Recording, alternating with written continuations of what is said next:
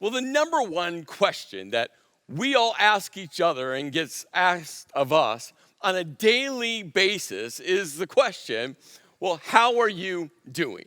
I mean, this is that standard flyby question. You could be rushing through the grocery store to pick up those, several items that your husband, wife text you and say, hey, pick them up for dinner. And you see that person as they approach you and you both ask each other, how are you doing? Or maybe you're rushing through Walmart or Target to pick up some supplies for your kids and you see that person and you ask each other, how are you doing? You see, it's that question that we just ask, and it's almost just in passing, right? It's like saying hi, hello, how are you doing? It's just one of those daily questions. And we all reply with one of the three most common replies to this question.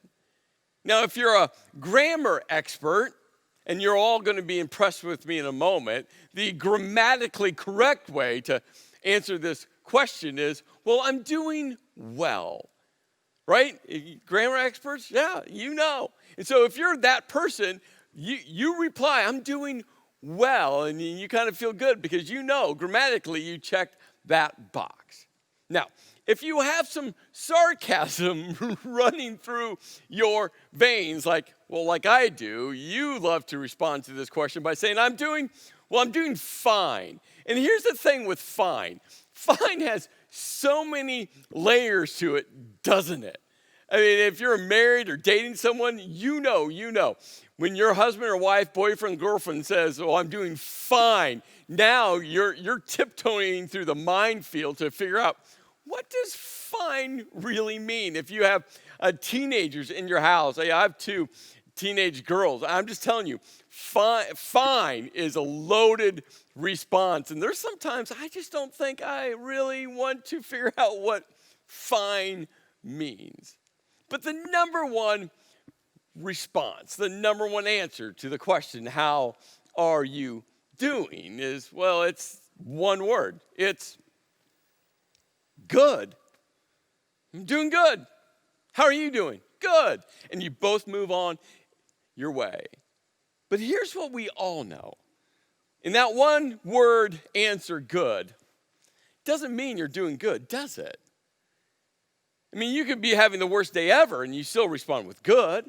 And you actually don't expect, when you ask the other person how they're doing, you really don't expect them to really answer the question other than by saying good. But here's what happens when we look at that person. They ask us, how are you doing? And you say, I'm doing good. Here's what's going on in our brain. What's going on in our brain is how we really are doing. And maybe it sounds like this. Well, since you asked, my dog just ran away and my 17-year-old was boiling water for spaghetti and dropped her iPhone in the pot of boiling water, or a Honda Pilot, which we have had for 13 years, just died.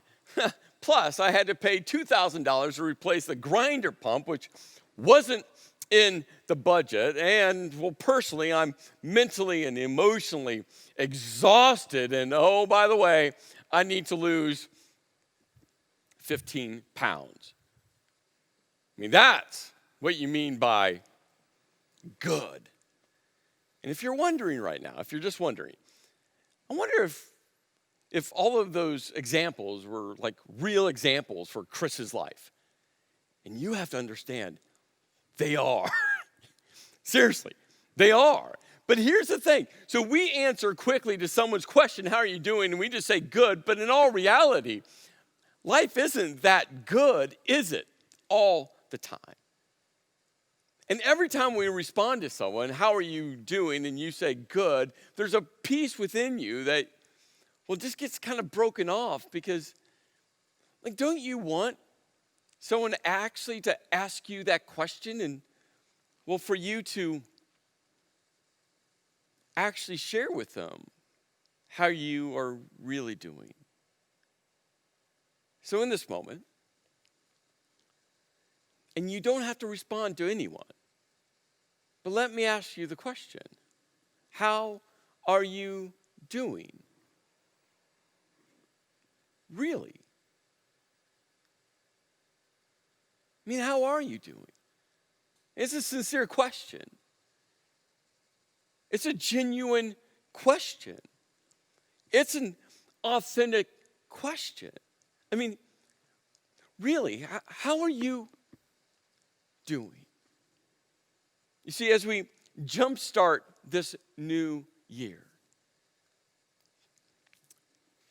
this is the question that you must not just ask yourself, you must answer for yourself. This is the question that's going to guide this entire series. And well, I just want to come beside you, partner with you, to help you, not just to try to wrap yourself around this question, but as you uncover some areas in your life, as you focus on some of the areas in your life where maybe you're not doing that well, that you start, focusing on how to become a healthier version of you. Because all of us have stuff going on within us.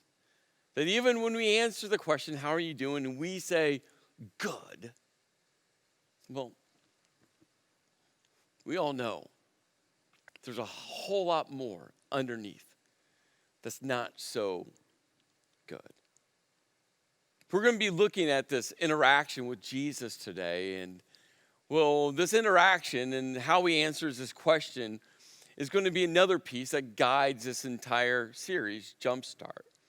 And you see, Jesus' day didn't start off real good. Actually, his day started off filled with tension. You see, the Jewish religious leaders were doing everything they could to try to trap Jesus, trick Jesus. Why? Because they want Jesus gone. They didn't care if he got arrested and put in prison. They didn't even care if, someone decided to kill him. They just wanted the nuisance, Jesus, to be out of their space, out of their lives. And so the day started off with them intentionally doing everything they could to try to trap Jesus. One group of those Jewish religious leaders, the Pharisees, they came up to Jesus and they asked Jesus a Roman tax question. And what's interesting about the Pharisees choosing, this line of questioning to trick Jesus to use a Roman tax question, what's interesting about it is the Pharisees absolutely despised, hated the Romans.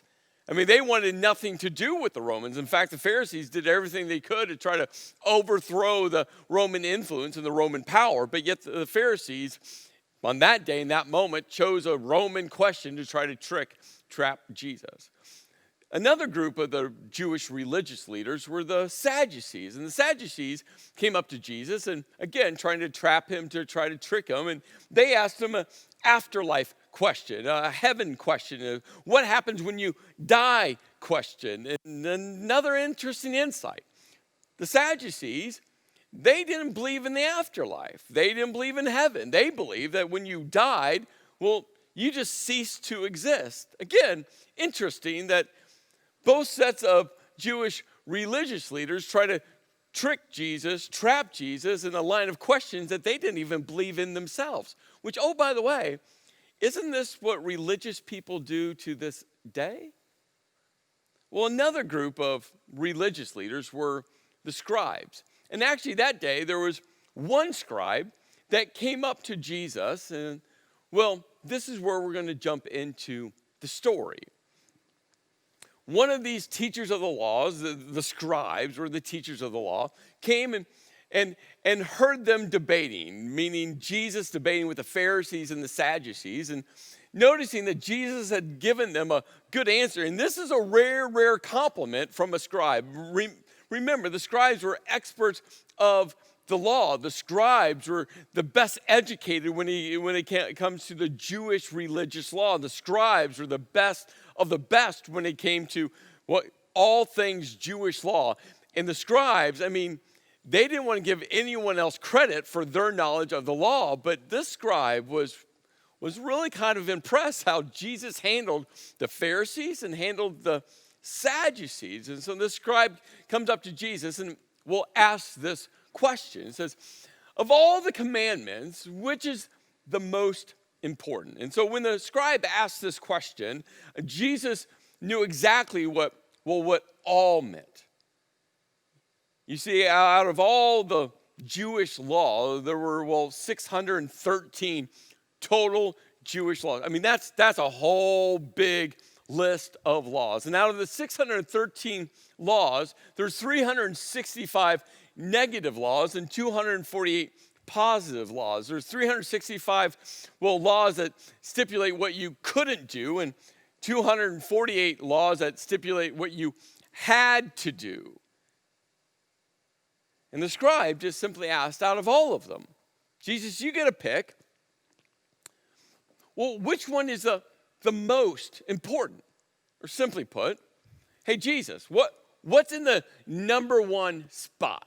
What's the number one law? Hey, Jesus, out of all 613, 365 a negative and 248 positive, out of all those laws, Jesus, you pick.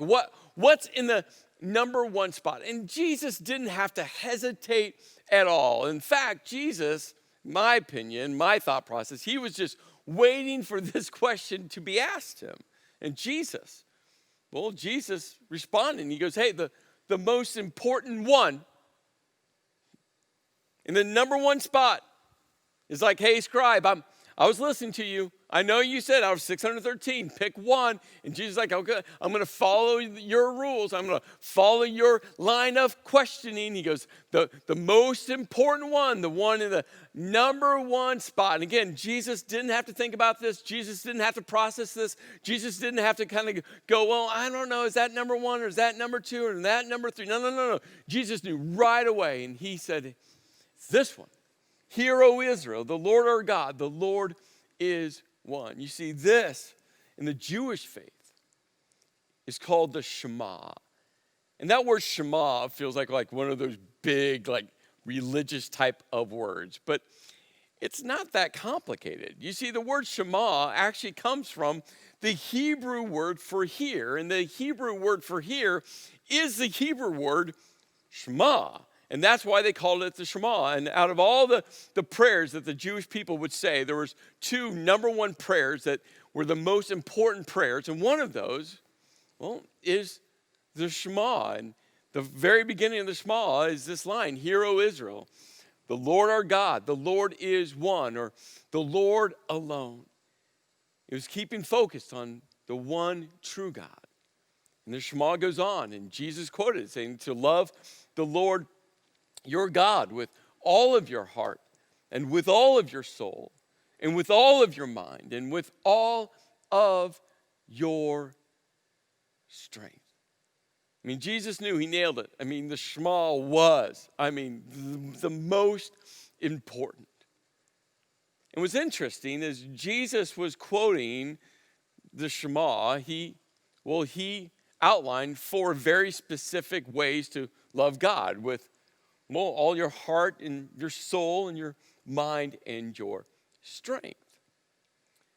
But if you just took a moment and you just flipped over to Deuteronomy chapter 6, Deuteronomy is in the ancient Jewish scripture, what we call the Old Testament, where you find the original version of the Shema, you would quickly discover that the original version of the Shema, had heart, soul, and strength, but does not include mind.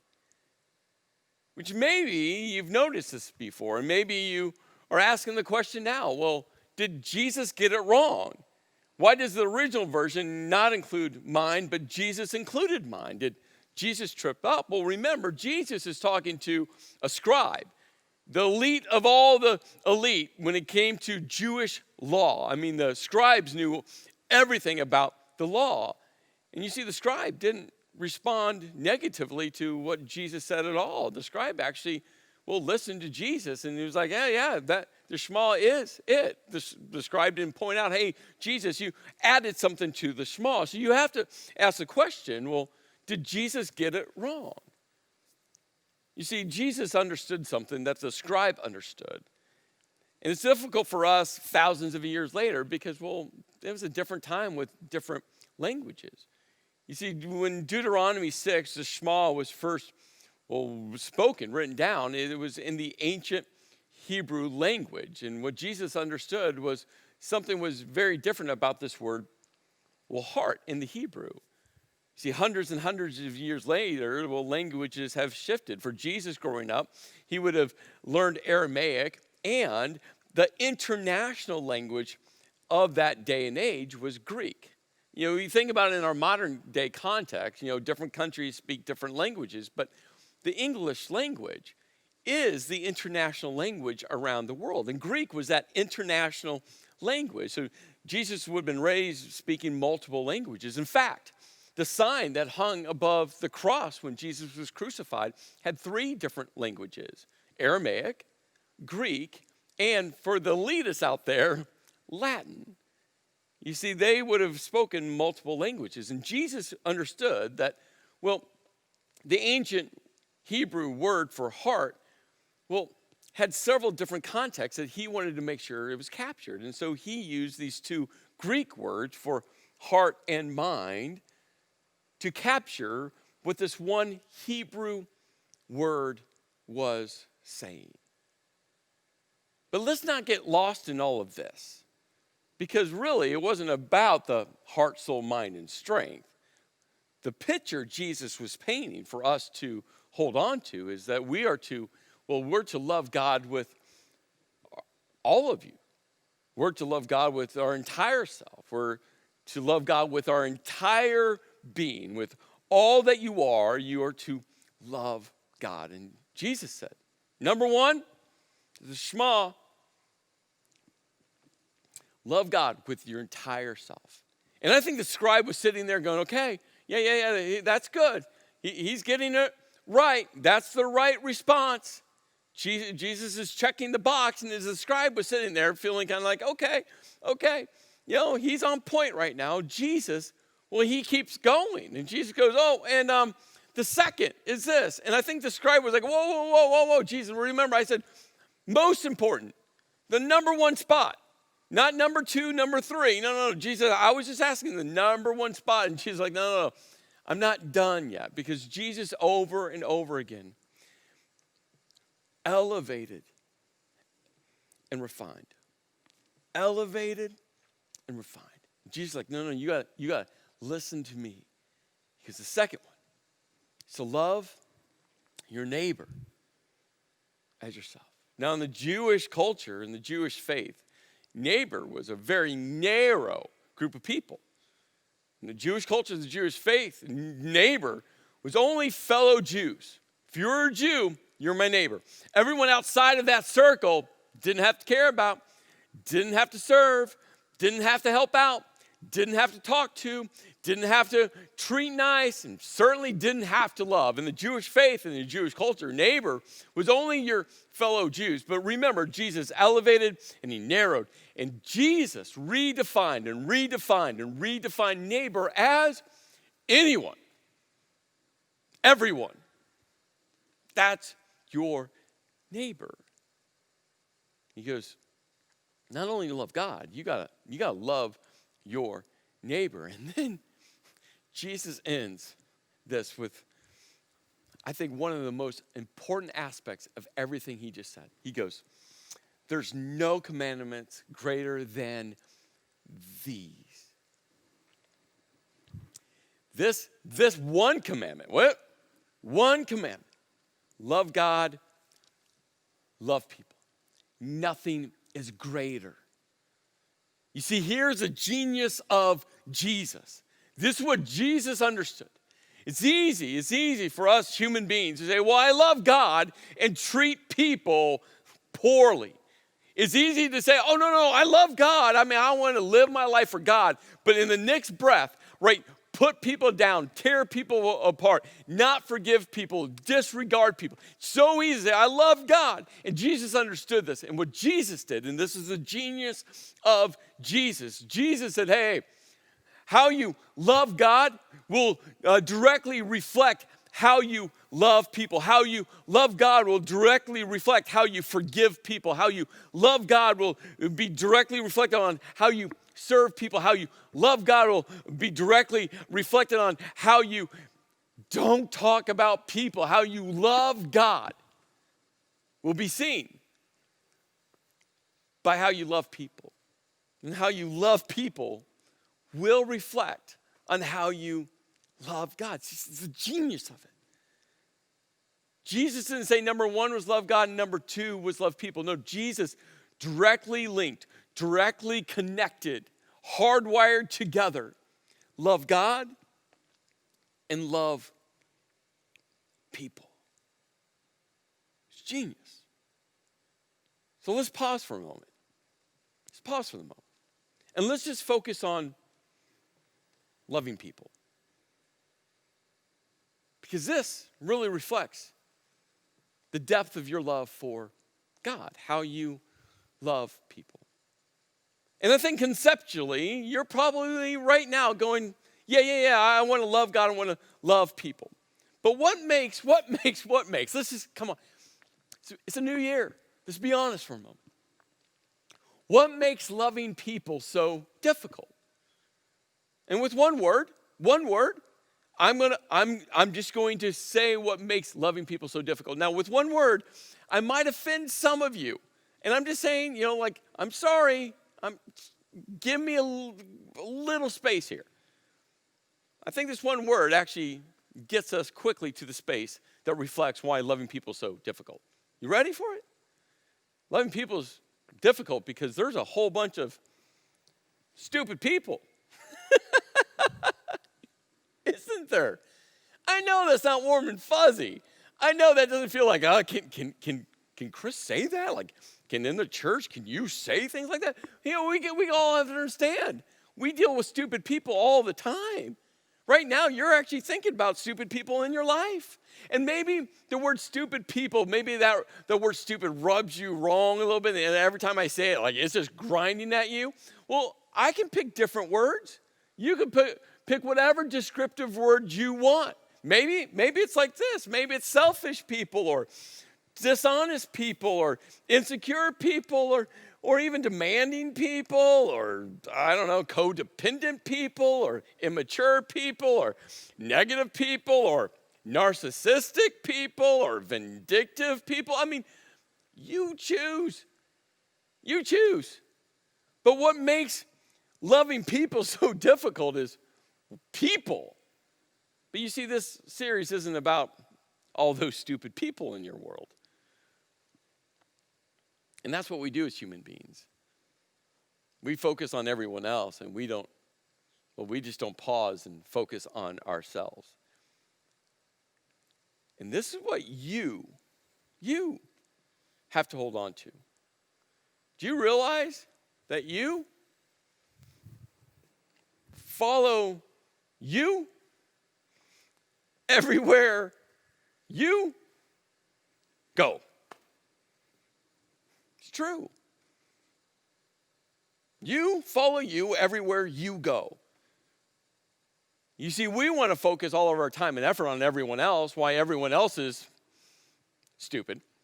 And we don't like to take time to actually follow and look at and stare at and realize, just maybe, there's something within us that we should stare at because you follow you everywhere you go. It really has nothing to do with the people around you at all. So throughout the series, we're going to be looking at four different quadrants, very specific areas within your life that, I think all of us will need some healing. All of us, there's unhealthy parts in all four of these quadrants. And there's going to be two very specific, questions that I'm going to ask you that get attached to every one of these quadrants. The first one is, I'm just going to ask you to, assess. And the question attached to assess is this: where are you now?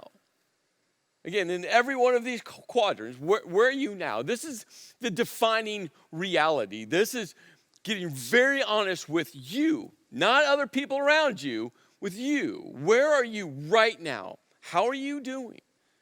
What's reality? But we're not going to stop with the assessing. The next step is critical, is to address. And the question is this: what do you need to focus on? What do you need to work on? What do you need to do about it? It's one thing to realize where you really are. But so many people, they get there, but then they don't want to put forth the effort, the energy to actually become a healthier version of themselves. Now, this is important. Maybe you're sitting there right now and you're thinking to yourself, right? Oh, great. This is just one of those series. And this is the warning. This is not a self-help series. You got to realize this. Because self-help is focused on self. Self-help, the end point is you. And the end point of this entire series isn't you. And you might be thinking now, well, Chris, you just said it was me. What is it? Is it me or not me? No. Hear what I'm saying. Self-help, the end point is you. And this is not a self-help series at all. Remember, this is a love God, love people series. And here's the thing. The healthier you are, the more that you focus on you and what you need to become, who you need to become, the more you're going to love people out of your healthy space, not your unhealthy space. Why? Because hurting people always hurt people. So what areas in your life are you hurting right now? And that's why you working on you is going to help you love people like you desire to love God. And the more you love God out of the healthy spot of who you are, the more you'll love each other. You see, both of these work together. And so this entire series, the end point isn't you. The end point is loving people and loving God. That's the end point. And as we work on ourselves, becoming a healthier version of ourselves, the more we will love people out of that health, out of that space, out of a place, not of scarcity, but of space of abundance. So, as you make your way through this week, I hope personally I've ruined the question, how are you doing? So when you ask that question, you get that question asked of you, maybe you just pause and you attach the word really. Let's pray. Lord, as we jumpstart into this new year, Lord, I just pray that we will pause and focus on becoming the healthiest, the best version of ourselves possible. Why? So that we can love you and love each other with the best part of ourselves. Lord, I know the answer to the question for so many people. People aren't doing good right now. It's just true. People are struggling right now that there's so many aspects that are just broken and fractured and missing and wounded and running on fumes. And so, Lord, I just pray that this could be just such a life-giving series where we just pour into each other, knowing that you are pouring into us, and knowing that as we work on ourselves, we will be able to love you and love each other in such a better way. And God, thank you for loving us right where we are and walking with us and guiding us and being with us. In your name I pray. Amen.